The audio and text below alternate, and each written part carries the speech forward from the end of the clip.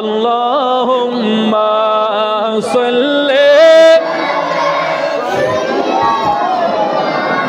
মাওলানা মুহাম্মদ ওয়া আলা আলি সাইয়্যিদিনা মাওলানা मुहम्मद लावर बिले अर्श जिसको जो मिला उन्हें से मिला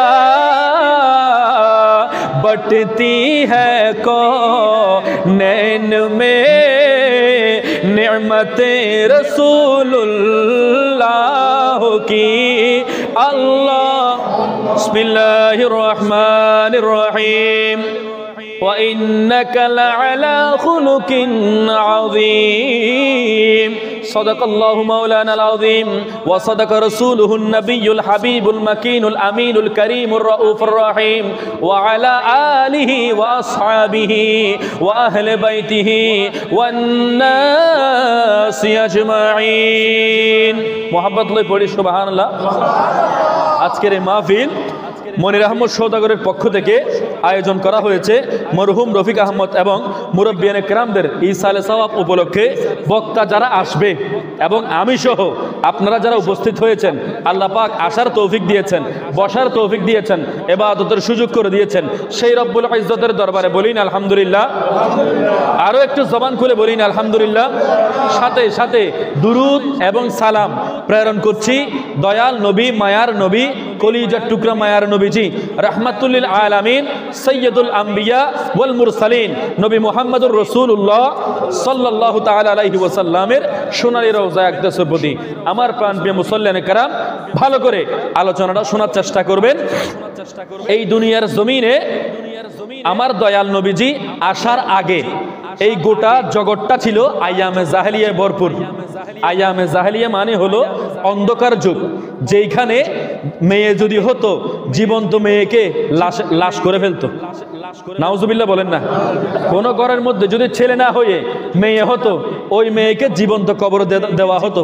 এমনকি মদ বলেন, জুয়া বলেন, নারী বলেন, এই যতগুলো পাপ কাজ আছে সমস্ত পাপ কাজগুলো নিয়ে আরবের জমিনের মধ্যে যারা বেদুইন ছিল, যারা পাপাচারে লিপ্ত ছিল, তারা সব সময় এই কর্মকাণ্ডগুলো করত। তো সেই জন্য আল্লাহ পাক রব্বুল আলামিন অন্ধকার থেকে আলোর পথে নিয়ে যাওয়ার জন্য দয়াল নবী, মায়ার নবী, রহমাতুল লিল আলামিন নবীকে পাঠিয়েছেন। বড় করে বলি না সুবহানাল্লাহ। এই দয়াল নবীর জিন্দেগিতে আল্লাহ পাক রব্বুল আলামিন যা বলতে বলেছেন আমার দয়াল নবী তাই বলেছেন। বড় করে বলেন না সুবহানাল্লাহ। আল্লাহর কোরআন বলতেছেন ওয়ামা ইয়ানতিকু আনিল হাওয়া ইন হুয়া ইল্লা ওয়াহয়ুন ইউহা। আমার দয়াল নবী দুনিয়ার জমিনে যা কিছু বলেছেন সব কিছু কথাকার। বড় করে বলেন না কথাকার। আল্লাহ পাক রব্বুল আলামিন নবীজিকে বলেছেন, নবীজি সরাসরি উম্মতের মাঝে ছড়িয়ে দিয়েছেন, কারণ উম্মত যাতে গুমরাহের দিকে না থাকে। উম্মত যে হায়াতটা দিয়েছে এই হায়াতের মধ্যে পাপ কাজ করার কারণে জাহান্নামের টিকিট যাতে না কিনে জান্নাতের টিকিট কিনতে পারে মতো আমার দয়াল নবীজি হাদিসে মুবারাকার মধ্যে বারংবার উম্মতদেরকে সতর্ক করেছেন। বড় করে বলেন না সুবহানাল্লাহ। শুধু তাই নয়, আল্লাহ পাক রব্বুল আলামিন কোরআনুল কারীমে সতর্ক করেছেন, আমার দয়াল নবীজি হাদিসে মুবারাকায় সতর্ক করেছেন। বড় করে বলেন না সুবহানাল্লাহ। এখন আসি, আমি আজকে যে বিষয়টা নিয়ে কথা বলবো সেটা যদি আলোচনা শুনি, আমল করতে পারি, বাস্তব জীবনে যদি আমল করতে পারেন, বাস্তব আল্লাহর কসম করে বলতেছি, ওয়াল্লাহি আল্লাহর কসম করে বলতেছি, আপনার এই যে গুনাহের জিন্দেগি আছে এই গুনাহের জিন্দেগিটা পরিবর্তন করে দিবেন। তিনি কে? আওয়াজ দিয়ে বলেন না, তিনি কে? আমার দয়াল নবীজির সৌন্দর্য আমি যদি বয়ান করি তাহলে মানুষের দুইটা সৌন্দর্য আছে, নবীদেরও দুইটা সৌন্দর্য আছে। বাবা কয়টা? আওয়াজ দিয়ে বলেন কয়টা? দুইটা। এক নাম্বার হলো সুরত আর দুই নাম্বার হলো সিরত। কথা বুঝতেছেন? আমি আরবি বলার পরে বাংলাটাও বলে দিব। এক নাম্বার হলো সুরত, দুই নাম্বার হলো সিরত। অর্থাৎ আমার দয়াল নবীজির দুইটা সৌন্দর্য ছিল। দুই নাম্বার সৌন্দর্যের মধ্যে, এই দুইটা সৌন্দর্যের মধ্যে একটা সৌন্দর্য হচ্ছে সুরতান, যেটা হলো বাইরে দেখা যায়। অর্থাৎ আমার দয়াল নবীজির বাইরের যে দৃশ্যটা, অর্থাৎ আমাদের অবয়ব বাহ্যিক একটা সৌন্দর্য আছে না নাই? অনেক মানুষ সুন্দর, অনেক মানুষ কালো, আবার আবার অনেক মানুষের চোখ নাই, অনেক মানুষের দাঁত নাই, অনেক মানুষ দেখতে একটু ফর্সা, অনেক মানুষ দেখতে একটু কালো, আছে না নাই? আরে বাবা বলেন না আছে না নাই? আছে। ঠিক তদুরূপ মানুষের এটা হলো বাহিরের সৌন্দর্য, এটাকে বলা হয় সূরাতান। সূরত শব্দের অর্থ হলো আকৃতি। সূরত অর্থ কি? আকৃতি। আরেকটা হলো সূরত, আরেকটা হলো সিরত। সিরত মানে হলো আল্লাহ পাক রব্বুল আলামিন যেই শরীরটা দিয়েছেন, এই শরীরটাকে নয়, নিজেকে আল্লাহ পাক রব্বুল আলামিনের কোরআন এবং রাসূল পাক সাল্লাল্লাহু তাআলা আলাইহি ওয়াসাল্লামের হাদিসে মুবারাকা দিয়ে নিজের যেই আদর্শটা আছে, নিজের যে জিন্দেগিটা আছে, ওই জিন্দেগি যদি সুন্দর করতে পারেন, আল্লাহ পাক রব্বুল আলামিন ওই সিরতকে পছন্দ করেছেন। বড় করে বলেন না সুবহানাল্লাহ। সিরত মানে হলো আদর্শ। এই বাবা বুঝতেছেন? সিরত মানে কি? আদর্শ। আর সূরত মানে হলো আকৃতি, বাহিরের সৌন্দর্য। আর সূরত মানে বাহিরের সৌন্দর্য, সিরত মানে হলো মানুষের আদর্শ। আমার দয়াল নবীজি কেমন সুন্দর ছিলেন শোনার দরকার আছে না নাই? বাবা বলেন না আছে না নাই? জানার দরকার আছে না নাই? যারা আপনাকে বলবে আমার দয়াল নবী নূরের তৈরি নয়, মাটির তৈরি, আমার দয়াল নবীর চরিত্র কেমন ছিল, আমি যদি না জানি, আরেকজন বিধর্মীকে, আরেকজন বাতিল ফেরকার মানুষকে কিভাবে আপনি জবাব দিবেন? জানার দরকার আছে না নাই? একটু বড় করে বলেন না আছে না নাই? তাহলে আমি আপনাদেরকে একটি হাদিসে মুবারাকা বলতেছি। ওই হাদিসে মুবারাকাটা বয়ান করেছেন সাদ ইবনে হিশাম। উনি আমার দয়াল নবীজির একজন পেয়ারা তাবেঈ, সাহাবী নয়, পেয়ারা তাবেঈ। সাহাবীদের পরে যেই যুগটা এসেছে সেটাকে বলা হয় তাবেঈদের যুগ। সুবহানাল্লাহ বলেন না। সাদ ইবনে হিশাম উনি বয়ান করতেছেন মুসনাদ আহমদের মধ্যে এই হাদিসে মুবারাকাটা এসেছে। ওইখানে বলতেছে আম্মাজান আয়েশা সিদ্দিকা তাহেরা রাদিয়াল্লাহু তাআলা আনহা, ওনার কাছে গিয়ে সাদ ইবনে হিশাম উনি বলতেছেন, আই আম্মাজান আয়েশা সিদ্দিকা তাহেরা রাদিয়াল্লাহু তাআলা আনহা, আপনি একটু বলে দেন না আমার দয়াল নবীজির সৌন্দর্য কেমন ছিল। উনি গিয়ে বলতেছে আমার দয়াল নবীজির চরিত্র কেমন ছিল, আমার দয়াল নবীজির আদর্শ কেমন ছিল।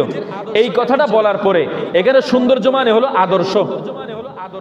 একটা হলো বাইরের সৌন্দর্য, আরেকটা হলো চরিত্রগত সৌন্দর্য। বাইরের সৌন্দর্য বলা হয় শরীরটা কেমন ছিল। যেমন হাদিসে মুবারাকার মধ্যে আমার দয়াল নবীজির পেয়ারা সাহাবায়ে কেরামগণ বয়ান করতেছেন, আমার দয়াল নবীজির যেই চেহারা মুবারকটা ছিল, এই চেহারা মুবারকটা চাঁদের চেয়েও সুন্দর ছিল। আরে বাবা বড় করে বলেন না সুবহানাল্লাহ। আমার দয়াল নবীর এই যে হাত মুবারক ছিল, এই হাত মুবারকটা এতই নরম ছিল, আমাদের রেশম আছে না নাই? রেশম থেকেও এই আমার দয়াল নবীজির হাত মুবারকটা এমন মোলায়েম ছিল, যেটা রেশম থেকেও বড় মোলায়েম ছিল। বড় করে বলেন না সুবহানাল্লাহ। তাহলে এটা হলো আমার দয়াল নবীজির সৌন্দর্য। কিসের? আমার দয়াল নবীজির সূরতান সৌন্দর্য। এখন আসি সিরাতান। সিরাত মানে হলো আদর্শ। আমার দয়াল নবীর আদর্শ যদি গুন্দিপ পাড়ার মানুষরা, গুন্দিপ পাড়ার মা বোনরা আমার দয়াল নবীজির জিন্দেগির দিকে একটু তাকায়, জিন্দেগিটা যদি একটু ফলো করি, তাহলে আমার আপনার এই গুনার জিন্দেগিটাকে সওয়াবের জিন্দেগি যিনি বানিয়ে দিবেন তিনি কে? আওয়াজ দিয়ে বলেন না তিনি কে?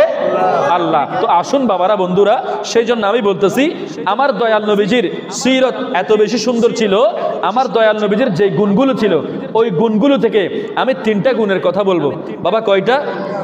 আওয়াজ দিয়ে বলেন না কয়টা? 3টা গুণের কথা বলবো। এর আগে আমি যে হাদিসে মুবারাকাটা বলেছি, সাদ ইবনে হাশেম রাদিয়াল্লাহু তাআলা আনহু, উনি আমার দয়াল নবীজির একজন পেয়ারা তাবেঈ। উনি হযরত আয়েশা সিদ্দিকা তাহেরা রাদিয়াল্লাহু তাআলা আনহা, ওনার কাছে গিয়ে বলতেছেন, আম্মা জান আয়েশা সিদ্দিকা তাহেরা রাদিয়াল্লাহু তাআলা আনহা, আপনি একটু বলে দেন না আমার দয়াল নবীজির চরিত্র কেমন ছিল। এই কথাটা বলার পরে আম্মা জান আয়েশা সিদ্দিকা তাহেরা রাদিয়াল্লাহু তাআলা আনহা উনি বলতেছেন, আল কোরআন আল কোরআন আল কোরআন। আমার দয়াল নবীজির সৌন্দর্য, আমার দয়াল নবীজির চরিত্র ছিল জীবন্ত কোরআন যেরকম ওই সম্পূর্ণ কোরআনটাই ছিল আমার দয়াল নবীজির আদর্শ। বড় করে বলেন না সুবহানাল্লাহ। এই কথাটা বলার পরে এখন আসি কোরআনুল কারীমের মধ্যে আল্লাহ পাক রব্বুল আলামিন অনেক নবীদের কথা বলেছেন, অনেক ঘটনার কথা বয়ান করেছেন, অনেক কিছু বয়ান করেছেন। আম্মা জান আয়েশা সিদ্দিকা তাহেরা রাদিয়াল্লাহু তাআলা আনহা উনি সমস্ত কোরআন বলতে কি বুঝিয়েছেন ভালো করে লক্ষ্য করবেন। উনি দুইটা পয়েন্ট বুঝিয়েছেন। এক নম্বরে হলো কোরআনুল কারীমের মধ্যে আল্লাহ পাক রব্বুল আলামিন যা আদেশ করেছেন, যা করার জন্য বলেছেন, আমার দয়াল নবীজি 100% 100% সব কিছু আদায় করেছেন। বড় করে বলি না সুবহানাল্লাহ। এরপরে দুই নম্বরে হলো আল্লাহ পাক রব্বুল আলামিন কোরআনুল কারীম ফুরকানুল হামিদের মধ্যে যেগুলো না করার জন্য বলেছেন, যেগুলো বারণ করার জন্য বলেছেন, যেগুলো নিষেধ করেছেন, আমার দয়াল নবীজির পেয়ারা নবী আমার দয়াল নবীজি ওই সমস্ত না সূচক যা কিছু আছে সব কিছু থেকে বিরত থেকেছেন। বড় করে বলি না সুবহানাল্লাহ। সেই জন্য কোরআনুল কারীমটা হলো আমার দয়াল নবীজির পুরো জিন্দেগিটাই হলো আল কোরআনুল কারীম। বড় করে বলেন না সুবহানাল্লাহ। আপনারা বুঝতে পেরেছেন? অনেকে আবার জিনিসটা বুঝে নাই। কোরআনুল কারীমের মধ্যে অনেক নবীদের কথা আছে, অনেক আম্বিয়া ইসলামের কথা আছে, আবার আউলিয়া ইকরামের কথা আছে। তাহলে সমস্ত কোরআন আমার নবীজির আদর্শ হয় কিভাবে? এরকম একটা প্রশ্ন আসে না? তাহলে এই প্রশ্নের উত্তর হলো কোরআনুল কারীমের মধ্যে আল্লাহ যা কিছু করার জন্য বলেছেন, যা আদেশ দিয়েছেন সব কিছু পুঙ্খানুপুঙ্খ রূপে একেবারে তিল পরিমাণ থেকে শুরু করে সরিষার দানা পরিমাণ থেকে শুরু করে সব কিছু 100% আদায় যিনি করেছেন উনি হলেন আমার দয়াল নবীজি কামলিওয়ালা নবী। বড় করে বলেন না সুবহানাল্লাহ। এরপরে যা কিছু নিষেধ করেছেন, যা কিছু বারণ করেছেন ওই সব কিছু আমার দয়াল নবীজি দ্বারে কাছেও যায় নাই। বড় করে বলেন না সুবহানাল্লাহ। এটার মানে এখান থেকে একটা বিষয় আমার গুন্দিপ পাড়ার বাবারা, তুতাগাজী পাড়ার যেই জামে মসজিদের মুসল্লিনে কেরামগণ, এইখান থেকে একটা বিষয় ভালো করে জেনে রাখবেন। ইসলাম যা কিছু বলেছে, যা কিছু করার জন্য বলেছে ওই সব কিছু কোরআনুল কারীমের মধ্যে আছে না নাই? কোরআনুল কারীমের মধ্যে যা কিছু আদেশ দেওয়া হয়েছে, করার জন্য বলা হয়েছে সব কিছু আমরা আদায় করব। আল্লাহ পাক রব্বুল আলামিন আদায় করার তৌফিক দান করুক। বড় করে বলেন না আমিন। আর যা নিষেধ করেছেন আল্লাহ পাক রব্বুল আলামিন, যা হারাম করে দিয়েছেন, যা নিষেধ করেছেন ওই সব কিছু আমরা দ্বারে কাছেও না যাওয়ার তৌফিক দান করুক। বড় করে বলেন না আমিন। সালাতুন ইয়া রাসূলুল্লাহ সালামুন ইয়া বাল্লা আলাইকুম আল্লাহুম্মা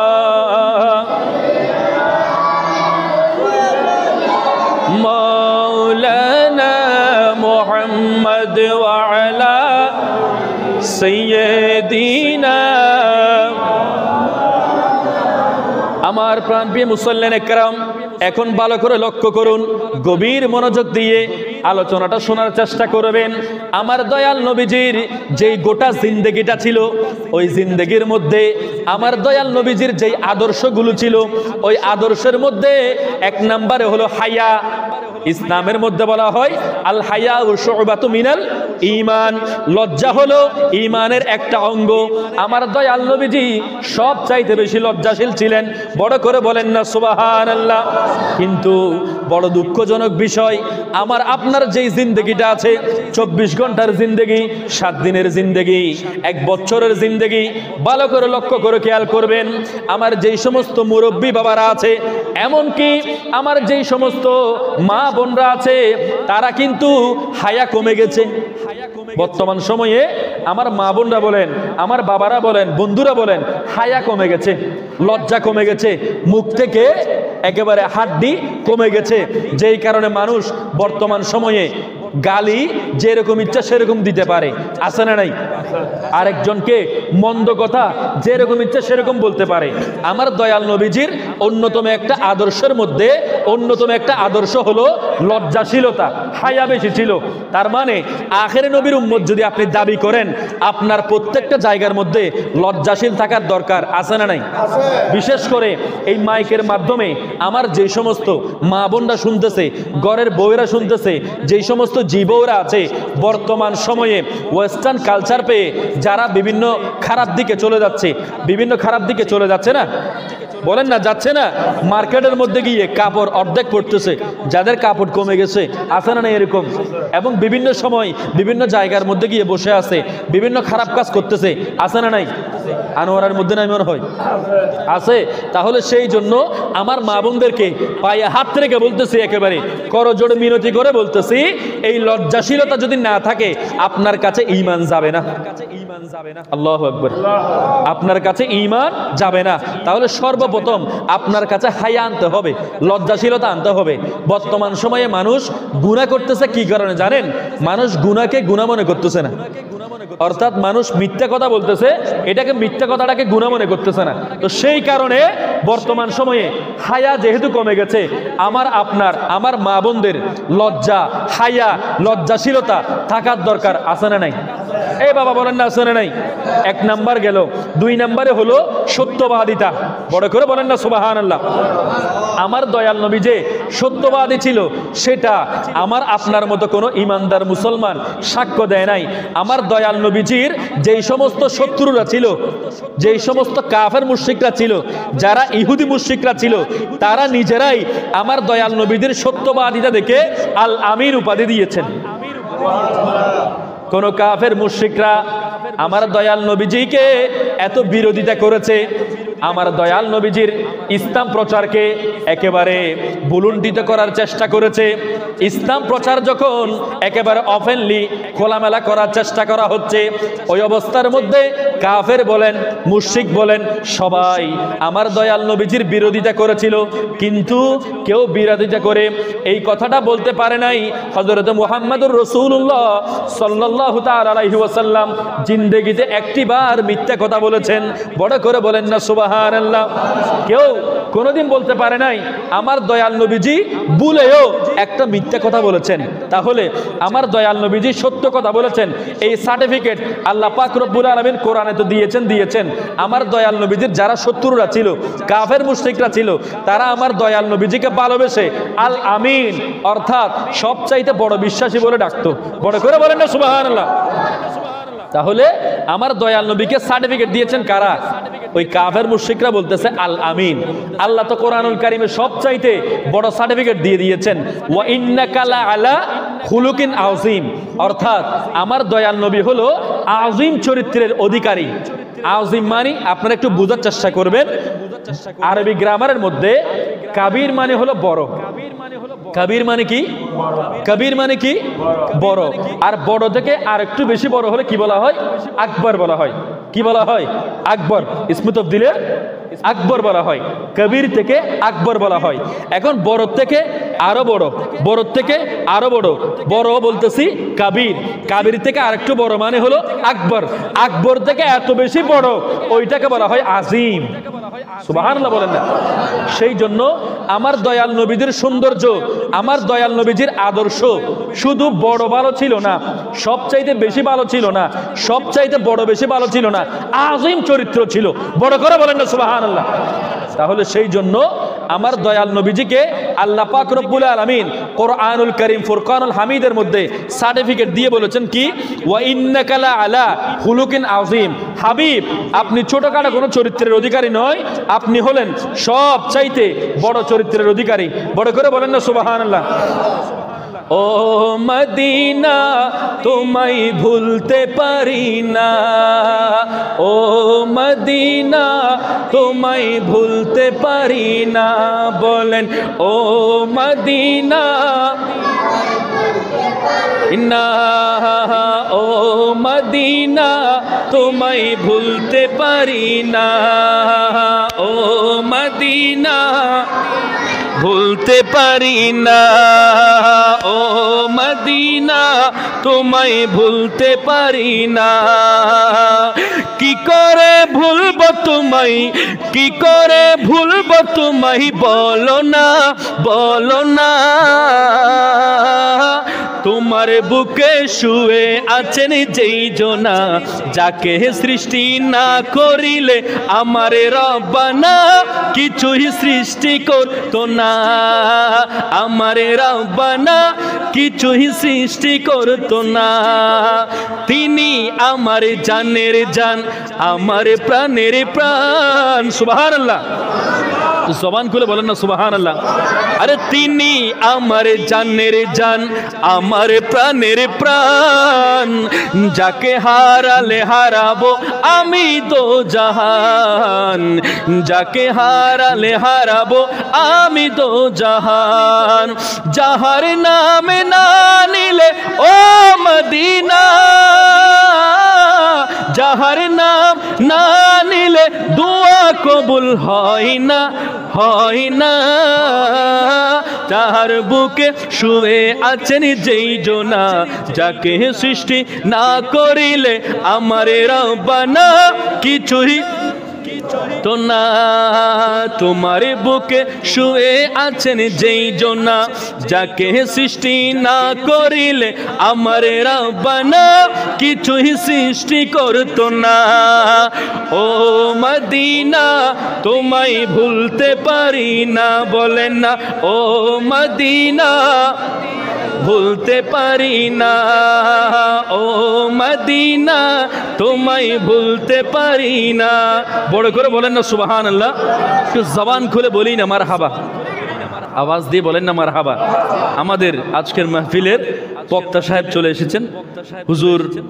আচ্ছা, হুজুর চলে এসেছেন। হুজুর আপনাদের সামনে তাকরীর করবেন। আমি আর সামান্য কিছু কথা আপনাদের সামনে বলবো, আপনারা সহ্য হয়ে শুনবেন, শুনবেন। হুজুর আপনাদের পরিচিত মুখ, এই মসজিদে ইতিপূর্বে ছিল মনে হয়, আপনাদের সাথে উনি কথা বলেছেন। তা আমি সামান্য কষ্ট আপনাদেরকে দিচ্ছি। হুজুর কথা বলবে, এর মধ্যে আমি আমার কথাটা শেষ করে ফেলতেছি। সেটা হলো আমার দয়াল নবীজির আদর্শ। তো এই আদর্শের মধ্যে 2 নাম্বার যে আদর্শের কথাটা বলেছিলাম সেটা হলো সত্যবাদিতা। অর্থাৎ আমার দয়াল নবীজিকে এই সত্যবাদিতার সার্টিফিকেট যারা দিয়েছেন তারা হলেন কাফের মুশরিকরা। এমনকি আল্লাহ পাক রব্বুল আলামিন কোরআনুল কারীমের মধ্যে ওয়া ইন্নাকা লাআলা খুলুকিন আযীম বলে আমার দয়াল নবীজির এই চরিত্রের সার্টিফিকেট দিয়েছেন। বড় করে বলেন না সুবহানাল্লাহ। শুধু তাই নয়, এই দয়াল নবীজির জীবনী থেকে আদর্শ গ্রহণ করার জন্য আল্লাহ কোরআনুল কারীমে বলে দিয়েছেন, লাকাদ কানা লাকুম ফি রাসূলিল্লাহি উসওয়াতুন হাসানা। অর্থাৎ আমার দয়াল নবীজির যে চরিত্রটা আছে, যে আদর্শটা আছে, সেটা উম্মতের জন্য উত্তম আদর্শ। বড় করে বলেন না সুবহানাল্লাহ। তাহলে আমার আপনার জিন্দেগি যদি সুন্দর করতে মনে চায়, জিন্দেগিটাকে যদি রাঙ্গাতে মনে চায়, তাহলে নবীজির যে আদর্শ আছে, একটা হলো সুরাতান কথা বলেছি, আর একটা হলো সিরত। এই সিরতের মধ্যে 2 নাম্বার হলো আমার দয়াল নবীজির সত্যবাদিতা যে গুণটা ছিল সেটা আমার দয়াল নবীজির বেশি পরিমাণে ছিল। বড় করে বলেন না সুবহানাল্লাহ। 3 নম্বরে হলো আমানতদারিতা। 3 নম্বর কি? আমানতদারিতা। এই আমানতদারিতা আমার দয়াল নবীজির প্রতি বেশি ছিল, যেই কারণে আমি আমার মতো মুসলমান কেউ আমার দয়াল নবীকে বিশ্বাস করেছেন তাই নয়। এই আমানতদারিতার জন্য যারা আমার দয়াল নবীজির অ্যান্টি ছিল, বিরোধী ছিল, তারা পর্যন্ত আমার দয়াল নবীজির এই আমানতদারিতার সার্টিফিকেট দিতে তারা আমার দয়াল নবীজির প্রতি সার্টিফিকেট দিয়েছেন। বড় করে বলেন না সুবহানাল্লাহ। তাহলে আমার আপনার এই জিন্দেগি সাজানোর জন্য এই যে 3টা গুণের কথা বলেছি, একেবারে অল্প সময়ের মধ্যে আমার গল্পের যে কথাগুলো বলতেছি, 3টা গুণ আপনাদের জিন্দেগিতে যদি রাঙ্গাতে পারেন, আমার আপনার এই গুনাহের জিন্দেগিটাকে সওয়াবের জিন্দেগি যিনি করে দিবেন তিনি কে? তো আওয়াজ দিয়ে বলেন না, তিনি কে? আল্লাহ। শুধু তাই নয়, সময় যেহেতু সংক্ষেপ, জুমুআর ময়দানে যদি দেখা হয়, জুমুআর ময়দানে যদি কথা বলার সুযোগ হয়, তখন আপনাদের সামনে আমি রসুলে পাক সাল্লাল্লাহু তাআলা আলাইহি ওয়াসাল্লামের যে সুন্নাহগুলো ছিল সেগুলো আসলে কতটুকু বিজ্ঞানসম্মত। আপনাকে যদি কোনো একটা ডাক্তারে কোনো একটা প্রেসক্রিপশন দেয়, আপনি ওটা আদায় করবেন না? ডাক্তারে বলতেছে ডায়াবেটিস হওয়ার পরে আপনি রাতে হাঁটবেন, আপনি সুগার কম খাবেন, এইরকম বললে আপনি দুনিয়ার জমিনে একটু বেশি পরিমাণে বাঁচার জন্য, রোগ থেকে বেঁচে থাকার জন্য আপনাদের ওই বিষয়গুলো পালন করতে হবে না? বা বলেন না, পালন করতে হবে না? অবশ্যই পালন করতে হবে। ঠিক তদ্রূপ আমার আপনার যে নামাজ এবং যে প্রাত্যহিক জীবনের মধ্যে আমরা যদি সুন্নাহ দিয়ে নিজের জীবনটাকে সুন্দর করতে পারি, আমার আপনার জন্য বিজ্ঞান প্রমাণ করতেছে, বিজ্ঞান এসে প্রমাণ করতেছে আমার দয়াল নবীজির প্রত্যেকটা সুন্নাহ একেবারে বিজ্ঞানসম্মত। বড় করে বলেন না সুবহানাল্লাহ। আপনাদেরকে আমি সামান্য কথা বলে শেষ করতেছি, সেটা হলো রাসূল পাক সাল্লাল্লাহু তাআলা আলাইহি ওয়াসাল্লাম হাদিসে মোবারকের মধ্যে বলে দিয়েছেন, মা আসফালা মিনাল ইজারি ফাফিয়া মিনান নার। অর্থাৎ এই যে আমরা ইজার পরি, ইজার মানে হলো আমাদের এই যে পায়জামা আছে না নাই, আপনাদের লুঙ্গি আছে না নাই, এই লুঙ্গিটা পায়জামাটা টাকনুর নিচে না যাওয়ার জন্য বলেছেন রাসূল পাক সাল্লাল্লাহু তাআলা আলাইহি ওয়াসাল্লাম। বিজ্ঞান গবেষণা করতেছে, করতে করতে করতে আমার দয়াল নবীজির এই সুন্নাহকে নিয়ে যখন গবেষণা করতেছে, ভালো করে গবেষণা করে দেখতেছে মানুষের এই যে চুলগিরা আছে, চুলগিরার মধ্যে মানুষের কি আছে, হরমোন আছে। অর্থাৎ কেউ বেয়াদবি নেবেন না, মানুষের যেই যৌনশক্তি বলেন বা হরমোন বলেন, যেখান থেকে উৎপন্ন হয় বা যে সোর্স পয়েন্টটা আছে, ওইখানে রোদ লাগতে হয়, বাতাস লাগতে হয়, যেই কারণে মানুষের ওখানে রোদ যদি বেশি লাগে এবং বাতাস যদি বেশি পায়, হরমোনটা যদি ভালো করে চাঙ্গা হয়, তাহলে মানুষের এই যে যেই পাওয়ারটা আছে, মানুষের যেই সব কিছু ভালো হয়ে যায়। বড় করে বলেন না সুবহানাল্লাহ। শুধু তাই নয়, হাদিসে মোবারকের মধ্যে বলা হয়েছে এই ব্রু, অর্থাৎ এই যে ব্রু উল্কানোটা, এটা না করার জন্য। কিন্তু বর্তমান সময়ে আমার যেই সমস্ত মা বোনরা তারা পার্লারের মধ্যে গিয়ে ব্রু প্লাগ করতেছে না, কথা বলেন না, ব্রু প্লাগ করতেছে না, এটা আমার দয়াল নবীজি ১৫০০ বছর আগে বারণ করে দিয়েছেন যে এই ব্রু প্লাগ গুলো না করার জন্য। ব্রু প্লাগ না করার জন্য বলেছেন কে? আমার দয়াল নবীজি বলে দিয়েছেন যে ব্রু প্লাগ না করার জন্য, এখানে যে উল্কিগুলো আছে এগুলো না তোলার জন্য। বিজ্ঞান গবেষণা করতেছে, গবেষণা করতে করতে বিজ্ঞান এসে রিপোর্ট দিচ্ছে, বিজ্ঞান এসে প্রতিবেদন দিচ্ছে যে মেয়েদের অথবা মানুষের এখানে যে ব্রু থাকে, এই ব্রুর মধ্যে মানুষের মস্তিষ্কের সাথে এই ব্রুর একটা সম্পর্ক আছে। এই ব্রুগুলো যখন প্লাগ করা হয়, ব্রুগুলো যখন কেটে ফেলা হয়, মানুষের এই চোখকে হেফাজত করার জন্য এই ব্রুগুলো একটা অন্যতম সিকিউরিটি হিসেবে, সাবধানতা হিসেবে এটা কাজ করে। এটা বারবার যখন ব্রু প্লাগ করা হয়, এটা মগজের সাথে কানেকশন বিদায় এই ব্রু প্লাগ যখন করা হয়, মানুষের মগজগুলো আস্তে আস্তে একটা এফেক্ট, প্রভাব পড়তে পড়তে ওটা মজনুন হয়ে যায়। আল্লাহু আকবার। তাহলে রাসূল পাক সাল্লাল্লাহু আলাইহি ওয়াসাল্লাম যেই সায়েন্সগুলো দিয়ে গেছেন, সেগুলো ১৫০০ বছর পরে এসে প্রমাণ করতেছে বিজ্ঞান, এগুলোই হলো আসলে কি বিজ্ঞানসম্মত। বড় করে বলেন না সুবহানাল্লাহ। সেই জন্য যে বিষয়টা দেওয়া হয়েছে মানব জীবনে, রাসূল পাক সাল্লাল্লাহু আলাইহি ওয়াসাল্লামের যে আদর্শটা আছে, ওই আদর্শ বাস্তবায়ন করার ক্ষেত্রে কতটুকু গুরুত্ব, আমি বলবো আমার দয়াল নবীদের সম্পূর্ণ জিন্দেগিটা যদি একটু রিসার্চ করে দেখি, অনেক সুন্নাহ হয়ে যাবে। ওই সুন্নার মধ্য থেকে যেগুলো মৌলিক বেসিক যে সুন্নাহগুলো আছে, সেগুলো যদি প্রাত্যহিক জীবনে আমি বলেন আমার পরিবারের যারা পরিবার পরিজন আত্মীয় স্বজন যারা আছে, তারা যদি আদায় করতে পারি, তাহলে বাবারা বন্ধুরা শুধু সওয়াব হবে তাই নয়, আমার আপনার জন্য একেবারে শরীরের জন্য উপকার হবে। বড় করে বলেন না সুবহানাল্লাহ। তাহলে এই যে একটা হলো সুরত আর একটা হলো সিরত, আমার দয়াল নবীজি সুরত যদি বয়ান করি, এগুলো একটার পর একটা যদি বলি, তাহলে শেষ হবে না। আমার আলা হযরত ফাজিল বেরলভী আলাইহি রহমা বলতেছেন, সরতা বা কদম হ্যায় তন সুলতান জামান ফুল, লবে ফুল দহন ফুল জকন ফুল বদন ফুল, সরতা বা কদম হ্যায় তন সুলতান জামান ফুল, লবে ফুল দহন ফুল জকন ফুল বদন ফুল। বড় করে বলেন না সুবহানাল্লাহ। নবীর প্রেম যদি থাকে, নবীর এশক যদি থাকে, তাহলে প্রত্যেকটা কিছুর মধ্যে আমার দয়াল নবীজিকে ফুল হিসেবে, আমার দয়াল নবীজিকে আদর্শ হিসেবে খুঁজে পাবেন। আর আপনার কলবে যদি নবীর মোহাব্বত না থাকে, বারংবার আপনি দয়াল নবীজির প্রতি বেয়াদবি করতে কার্পণ্যবোধ করবেন না। কথা বলেন না ঠিক কিনা? সেই জন্য অন্তরের মধ্যে নবীর মোহাব্বত রেখে যদি ইবাদত করেন, ওই মোহাব্বতের দ্বারা আপনার ইবাদত কবুল হবে। সেটা হলো সবচাইতে বড় ধরনের সার্টিফিকেট। বড় করে বলেন না সুবহানাল্লাহ। কারণ হযরত বেলাল হাবশী রাদিয়াল্লাহু তাআলা আনহু, হযরত বেলাল হাবশী রাদিয়াল্লাহু তাআলা আনহু, উনি দেখতে কালো ছিল, উনার সুরত এত ভালো ছিল না, কিন্তু উনার সিরত এত বেশি ভালো ছিল, উনি একটা আমল করত। ওই আমলের কারণে আমার দয়াল নবী যখন মেরাজের মধ্যে গিয়েছেন, মেরাজের মধ্যে হযরত বেলাল রাদিয়াল্লাহু তাআলা আনহুকে দেখতে পেয়েছেন, এমনকি বেলাল রাদিয়াল্লাহু তাআলা আনহুর আওয়াজ শুনতে পেয়েছেন। বড় করে বলেন না সুবহানাল্লাহ। বেলাল রাদিয়াল্লাহু তাআলা আনহুকে এসে যখন বলতেছেন, এই বেলাল তুমি কি আমল করো, ওই বেলাল রাদিয়াল্লাহু তাআলা আনহু বলতেছেন, আমি উজু করার পরে মসজিদে যখন যাই তখন 2 রাকাত দুখুলুল মসজিদ আমি আদায় করি। বড় করে বলেন না সুবহানাল্লাহ।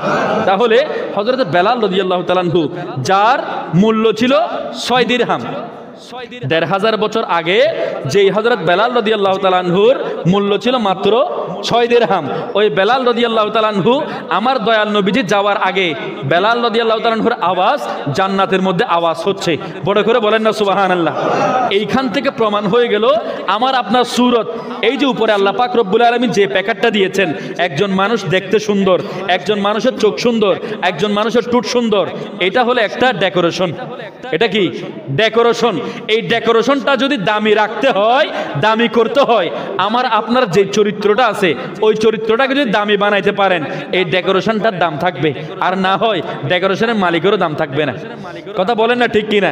সেই জন্য বাবারা, বন্ধুরা, হুজুর চলে এসেছেন আপনাদের সামনে, বারংবার আমি কথা বলতেছি, আপনারা যেহেতু আমাকে সুযোগ করে দিচ্ছেন, জুমাবারে কথা বলতেছি, আবার মাহফিলের মধ্যে সুযোগ করে দিচ্ছেন, বারংবার কথা বলা হচ্ছে, আমি যে পড়াশোনাগুলো করতেছি এগুলো আপনাদের সামনে এসে বারংবার বলার সুযোগ হবে, হুজুরও কিন্তু বলার সুযোগ হবে, কারণ হুজুরের আত্মীয় তো এখানে আছে, প্রত্যেকের পরিচিত সর্বজন স্বীকৃত, হুজুরও আসবেন বারংবার, এটা আমি আশা করছি।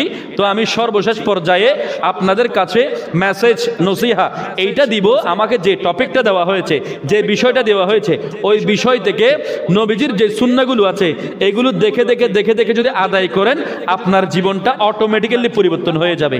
বড় করে বলেন না সুবহানাল্লাহ। তাহলে মানুষের তৌফিক থাকলে, যে আর্থিক সামর্থ্য থাকলে মদিনা শরীফ যাবে এমন নয়, অন্তর থাকতে হবে। অন্তর যদি না থাকে, বড় বড় পয়সাওয়ালা, বড় বড় লাখপতি কোটিপতি মদিনা শরীফ যেতে পারতেছে? কথা বলেন না পারতেছে? আবার অনেকের টাকাও নাই, টাকা না থাকার কারণে তকদিরের মধ্যে আছে মদিনা শরীফ চলে গেছে। আছে না না এই ধরনের প্রমাণ? আরে বাবা বলেন না, আছে না নাই?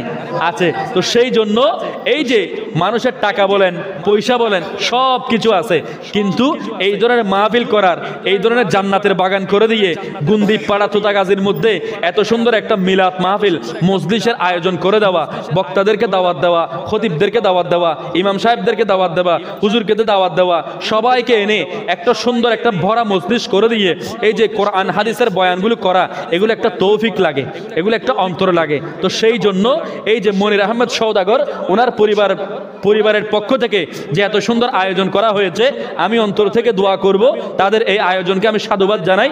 আপনারা প্রত্যেকে অন্তর থেকে দোয়া করবেন, কারণ এই ধরনের আয়োজনগুলো আমার আপনার যেই ঈমানের মধ্যে যেগুলো কি বলে চিটেঙ্গে ভাষা জামার বলে, আবার যেগুলো কি ধরে যায়, মরিচিকা ধরে যায়, এই মরিচিকাগুলো দূর করার জন্য বারংবার এই ধরনের মাহফিলগুলোর দরকার হয়। তো এই ধরনের মাহফিলগুলো করলে আমার আপনার ঈমানের মধ্যে যেই মরিচিকা পড়ে যাবে, এই জামার পড়ে যাবে, এগুলো দূর করার জন্য এই মাহফিলগুলো আমার আপনার জীবনে সবচাইতে বড় ধরনের হাতিয়ার হিসেবে কবুল হবে, সবচাইতে বড় ধরনের হাতিয়ার হিসেবে কাজে লাগবে। কথা বলেন না ঠিক কিনা? আল্লাহ পাক রব্বুল আলামিন এই মসজিদের যত মুসল্লিনে কেরামগণ এইখানে নামাজ পড়েছে, আপনাদের সাথে নামাজ পড়েছিল, উজু কালাম একসাথে করেছিল, কিন্তু আজকে 3.5 হাত মাটির ঘরে চলে গেছে।